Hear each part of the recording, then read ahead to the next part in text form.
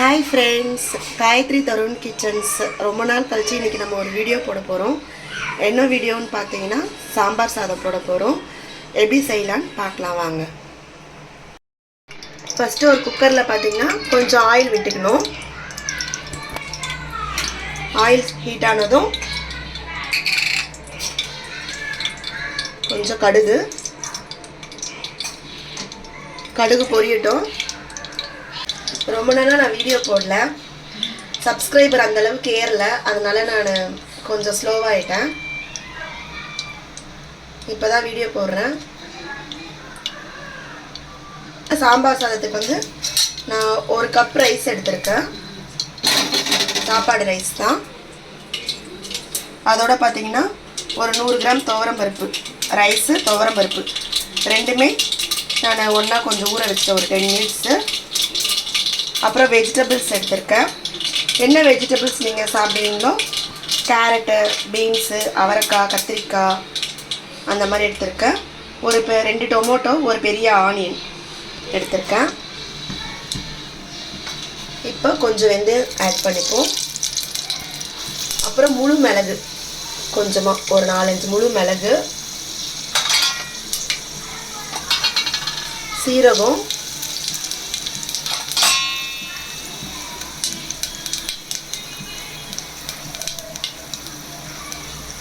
பொரிஞ்ச உடனே நம்ம கட் பண்ணி வச்சிருக்க ஆனியன், பூண்டு ஆட் பண்ணிப்போம்.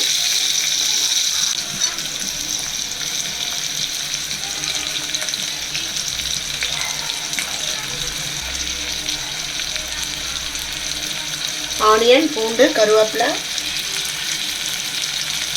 இதெல்லாம் ஆட் பண்ணிப்போம்.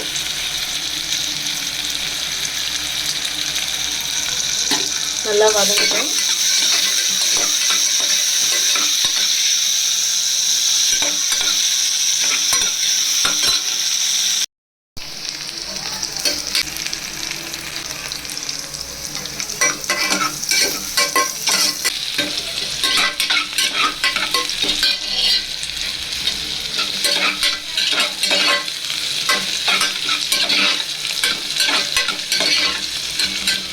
ஆனியன் பார்த்தீங்கன்னா ஓரளவு வதங்கிடுச்சு. இப்போ நம்ம டொமேட்டோ சேர்த்துப்போம். 2 மீடியம் சைஸ் தக்காளி ஆட் பண்ணியிருக்கேன். ஒரு பெரிய ஆனியன் ஆட் பண்ணியிருக்கேன். நல்லா கையாக இருக்கும் டொமேட்டோ.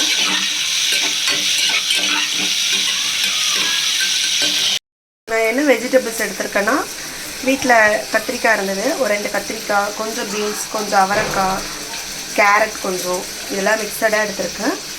நீங்கள் என்ன வெஜிடபிள்ஸ் உங்களுக்கு ஆட் பண்ணணுமோ அந்த மாதிரி பண்ணிக்கோங்க. முள்ளங்கி போடலாம், முருங்கைக்காவும் சேர்க்கலாம். இந்த மாதிரி வெஜிடபிள்ஸ் ஆட் பண்ணிக்கோங்க.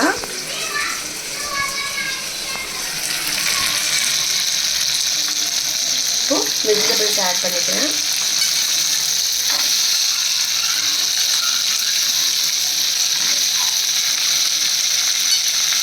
நம்ம இந்த குக்கரில் தான் செய்கிறதுனால காயெல்லாம் நல்லா வெந்துடும், டொமேட்டோலாம் நல்லா வெந்துடும்.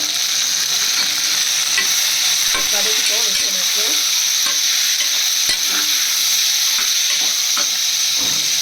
வதங்கட்டும். வெஜிடபிள்ஸ்லாம் நல்லா வதங்கிடுச்சு. இப்போ நம்ம என்ன பண்ண போகிறோன்னா, நான் ஒரு கப் ரைஸ் எடுத்திருக்கேன். அதுக்கு 100 கிராம் துவரம்பருப்பு சேர்த்துருக்கேன். வாஷ் பண்ணி வச்சாச்சு. நான் இந்த டம்ளரில் ரைஸ் எடுத்தேன், அதனால் இந்த டம்ளரில் தான் தண்ணி ஊற்ற போகிறேன்.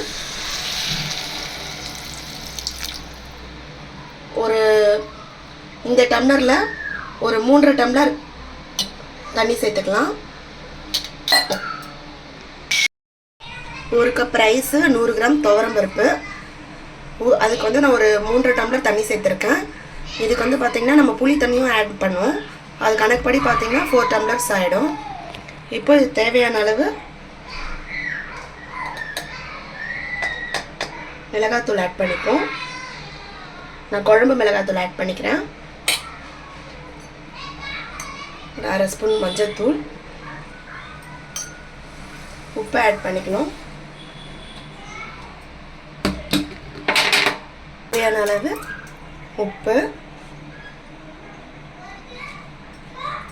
அடுத்தது பெருங்காயத்தூள், தேவையான அளவு பெருங்காயத்தூள் ஆட் பண்ணிக்கோங்க. மிக்ஸ் பண்ணிவிடுங்க. நல்லா கொதி வரட்டும். நல்லா கொதி வரப்போகுது. இப்போது கொதி வந்ததும் நம்ம அரிசியை ஆட் பண்ணிக்கலாம். ஊற வச்ச அரிசி, பருப்பு இது ரெண்டுத்தையும் ஆட் பண்ணிக்கலாம். அரிசி ஆட் பண்ணிக்கணும். ஊற வச்ச அரிசி, துவரம் பருப்பு ரெண்டுத்தையும் ஆட் பண்ணிக்கணும். 1 டம்ளர் அரிசிக்கு 100 கிராம் துவரம் பருப்பு எடுத்தேன். ரெண்டுத்தையும் ஒரு 10 மினிட்ஸ் ஊற வச்சு ஆட் பண்ணியாச்சு.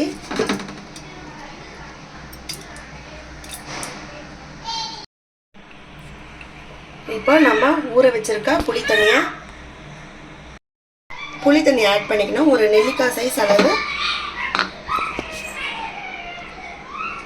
சைஸ் அளவு புளி எடுத்து அதை கரைச்சி வச்சிருக்கேன். இப்போ நம்ம அதை ஆட் பண்ணிப்போம். கிட்டத்தட்ட ஒரு 4 டம்ளர் அளவு தண்ணி வந்துருச்சு நம்ம அளந்த கப்பால். இப்போ நம்ம விசில் போட்டு மூடிடும்.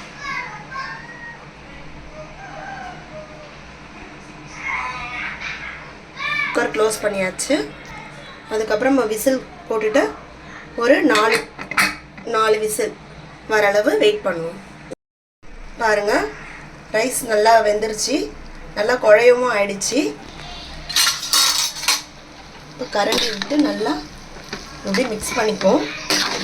மிக்ஸ் பண்ணாவே நல்லா இன்னும் குழஞ்சிரும்.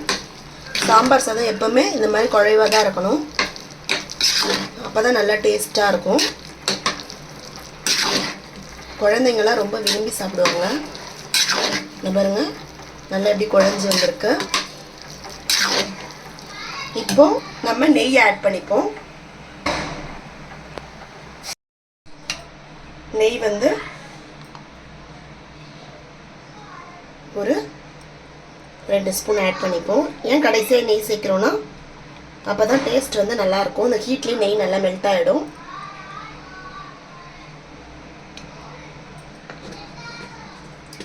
இது நம்ம தாளிக்கும் போது பார்த்தீங்கன்னா முந்திரி கூட ஆட் பண்ணிக்கலாம். நான் இன்னைக்கு முந்திரி ஆட் பண்ணல.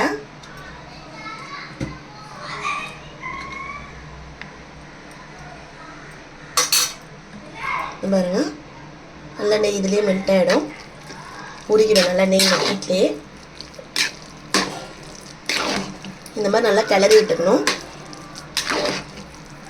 பாருங்க, பார்க்கவே எவ்வளோ நல்லாயிருக்கு. டேஸ்ட்டும் அதே மாதிரி நல்லாயிருக்கும்.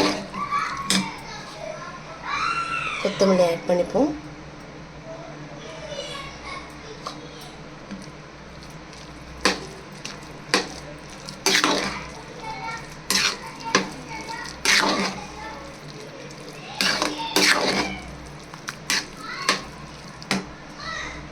சுவையான சாம்பார் சாதம் ரெடி.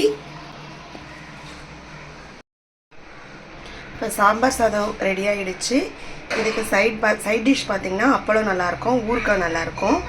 இது நல்லா குழைய நல்லா சூடாக நம்ம சாப்பிட்டோன்னா இன்னும் ரொம்ப டேஸ்ட்டாக இருக்கும்.